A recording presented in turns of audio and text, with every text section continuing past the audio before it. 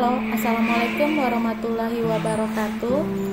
Terima kasih untuk yang sudah datang ke channel aku.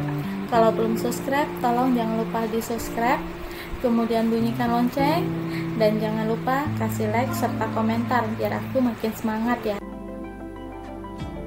Hanya pengganti episode 34. Seakan tidak percaya.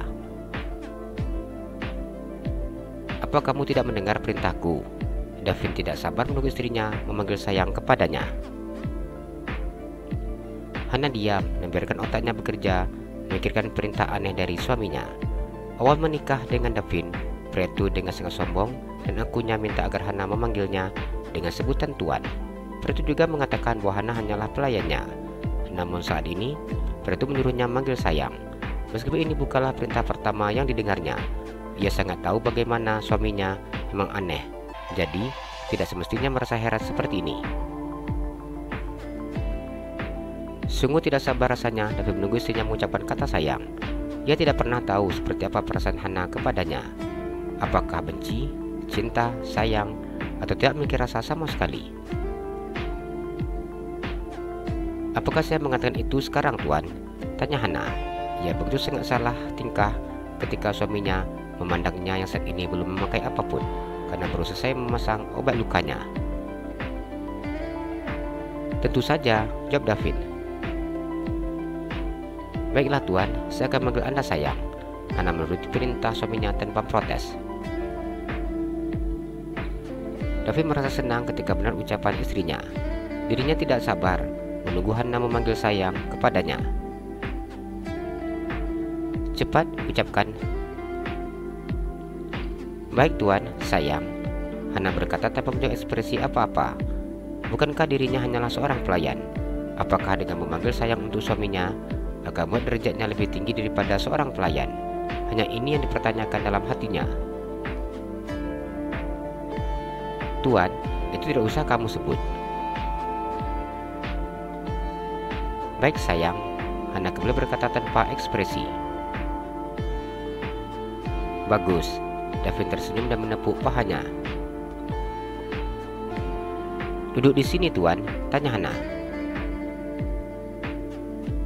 Davin menarik istrinya tanpa mengedipkan matanya. Ditekannya untuk leher Hana dan mencubit istrinya dengan kasar. Hana diam ketika merasakan bibirnya yang sakit ketika dicium suaminya meskipun tidak digigit. Bila salah lagi, aku akan menggigitnya, ucapnya dengan penuh ancaman. Maafkan saya sayang, Hana berkata dengan kaku. Itu kalimat yang kamu pakai? Coba dihaluskan lagi. Davin kembali menepuk pahanya. Apa saya duduk di sini sayang? Hana bertanya dengan ragu. Iya. Meskipun tidak yakin, namun ia duduk di atas pangkuan suaminya. Dirinya begitu amat malu ketika suaminya menatap tubuh polosnya yang tanpa tertutupi selai benang pun. Hana diam ketika suaminya menumpahkan isi dari dalam tas itu di atas tempat tidur. Pakai deodoran biar ketiakmu tidak bau. Davin mengambil deodoran milik istrinya. Tangan saya tidak bisa diangkat Tuan, kata dokter, belum boleh digerakkan. Davin menganggukkan kepalanya. Ia mengambil cairan dan deodoran itu dengan menggunakan jarinya dan kemudian mengusapkan jarinya tersebut ke ketiak istrinya. Geli, ucap Hana.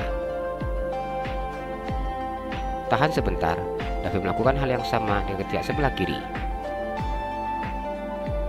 Ini yang dipakai krim yang mana? Davin memandang krim wajah milik istrinya. Lihat tempatnya bulat dan tulisannya naik, Hana beritahu. Davin mengambil krim wajah yang memiliki tempat yang bulat seperti ditunjukkan oleh istrinya. Dibacanya tulisan naik. Ini, Davin menunjukkan krim di tangannya. Pria itu sangat tahu kualitas dari krim wajah istrinya, karena dia memang menyiapkan krim wajah dengan kualitas terbaik dan harga yang mahal.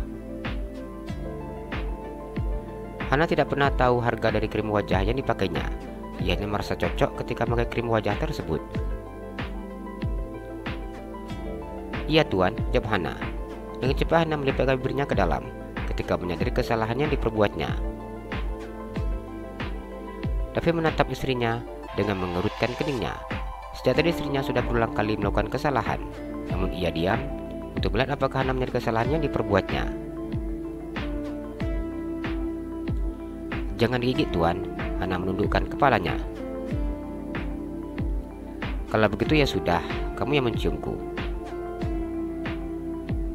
Hana menganggukkan kepalanya dan menempelkan bibirnya dengan suaminya beberapa detik dan kemudian melepaskannya. Davin sangat senang ketika istrinya menciumnya. Pria itu kemudian memasangkan krim malam di wajah istrinya. "Apa mau pakai bedak?" Davin bertanya setelah mengusap krim wajah secara merata.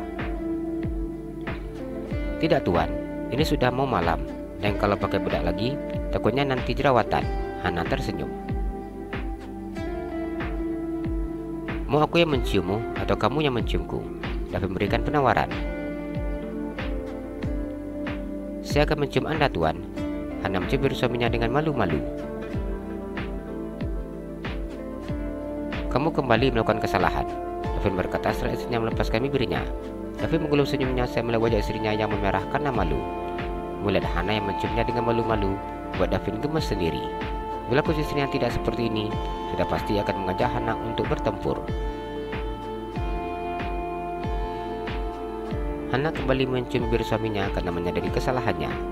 Karena kesalahan mulutnya, yang belum terbiasa memanggil sayang kepada suaminya, ia harus mendapatkan hukuman yang seperti ini berulang-ulang kali. Pakai lipstik, Davin mengambil lipstik yang berwarna pink milik Hana. Hana menganggukkan kepalanya tanpa berani lagi berkata karena ia takut akan salah lagi. "Buka mulutmu," Davin tersenyum ketika memegang kuas lipstik tersebut. Tanpa berkata apa-apa, Hana membuka mulutnya dan biarkan suaminya mengolesi lipstik di bibirnya. Setelah memakai lipstik bibir istrinya yang kecil namun sedikit tebal dan terbentuk sangat cantik, Davin menyisirkan rambut istrinya. Posisi duduk Hana yang berhadapan dengannya membuat ia bisa bebas menatap wajah cantik istrinya yang imut-imut. "Apa kamu bisa duduk diam tanpa bergerak?" Davin mulai frustasi mengatasi hasratnya. Sebagai Hana bergerak, semakin membesar keinginannya.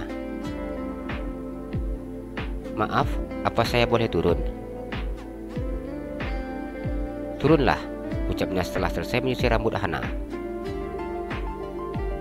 Hana turun dari atas pangkuan suaminya dan duduk di tepi tempat tidur.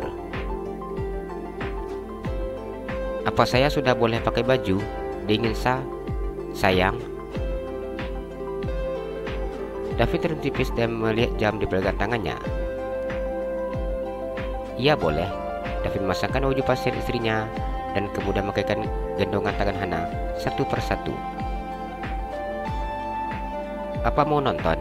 Davin tersenyum memandang Hana. Hana diam ketika melihat suaminya yang tersenyum kepadanya. Jika seandainya tangannya tidak dalam kondisi sakit dan sedang digendong seperti ini, pasti ia sudah mengucek matanya berulang-ulang kali untuk memastikan dengan apa yang dilihatnya. "Apa mau menonton?" Davin kembali bertanya dengan tersenyum. Pria itu menatap wajah istrinya yang sudah sangat cantik dan juga wangi selepas mandi. Hana menganggukkan kepalanya. Davin dengan cepat menaikkan kaki istrinya dan menyusun dua bantal di sandaran tempat tidur pasien yang saat ini diduduki oleh Hana. Setelah memastikan Hana duduk dengan baik, Davin menyalakan televisi dan mencari film yang diminati istrinya. "Yang ini saja," Hana tersenyum ketika melihat film drakor. Davin menganggukkan kepalanya. Ia kemudian meletakkan remote TV di atas nakas. "Tunggu sebentar, aku akan menghubungi mama serta papa mertuamu agar mereka datang lagi ke sini." Davin kembali teringat akan permintaan istrinya tadi. Jalan-jalan ke Pekanbaru, jangan lupa beli sepatu. Kalau kamu suka channel aku, please subscribe aku. Terima kasih.